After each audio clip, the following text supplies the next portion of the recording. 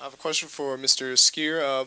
When did you first meet Marty Eisenberg, and who were your favorite characters to write for, and who were your least favorite characters to write for?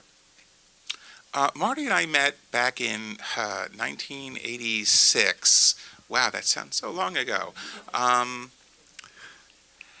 was in film school. I was taking animation courses, and one of my classmates was Audu Payton, who had gone to school with Marty, and so Marty came out from Northwestern to share an apartment with Audu, and so I would hang out with Audu, and I met Marty, and we had a lot in common because Marty comes from New Jersey, and I'm from New York, so we're basically suburban kids near New York City, and we both had this incredible love of Elvis Costello, and we both had an incredible love of writing, but my bent was always towards superheroes and horror and comic books, just absolutely crazy about that stuff. And Marty's background, he grew up on Marx Brothers movies and comedy. So the two of us had very, very similar interests and very, very similar aspirations, but very, very different or complementary sensibilities.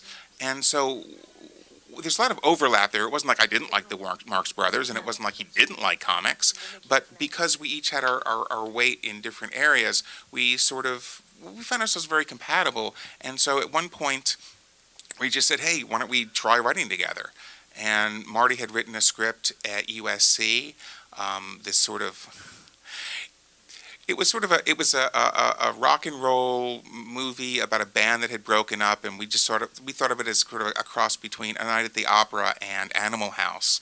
And he wrote this really great script, and I said, hey, we can rewrite this over a weekend. And we did over 6 months. And over a weekend.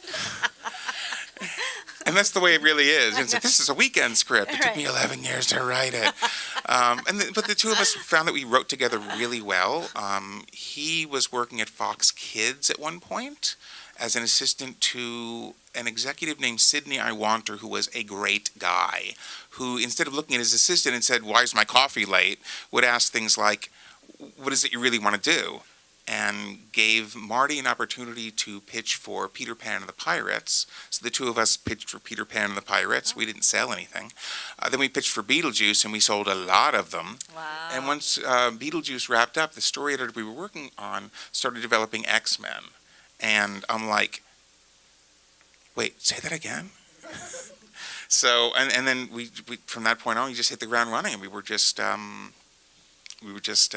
had a career that just got fast-tracked because we loved what we were doing, and we did it well, and we did it fast, and we did it cheap, and people appreciated all of that. So we were very, very lucky. In terms of characters that I liked the most, the short answer is it's whoever I'm writing at the moment I love the most because I invest in them so heavily. I mean, I've always been a huge, crazy Wolverine fan. So getting to write him was major dream come true. But, I loved writing. Oh, my passion when I was a kid was giant robot gorillas. Don't know why that lined up so nicely. There was a movie made in the 60s called King Kong Escapes, and it featured Mecha Kong, who was a giant robot gorilla.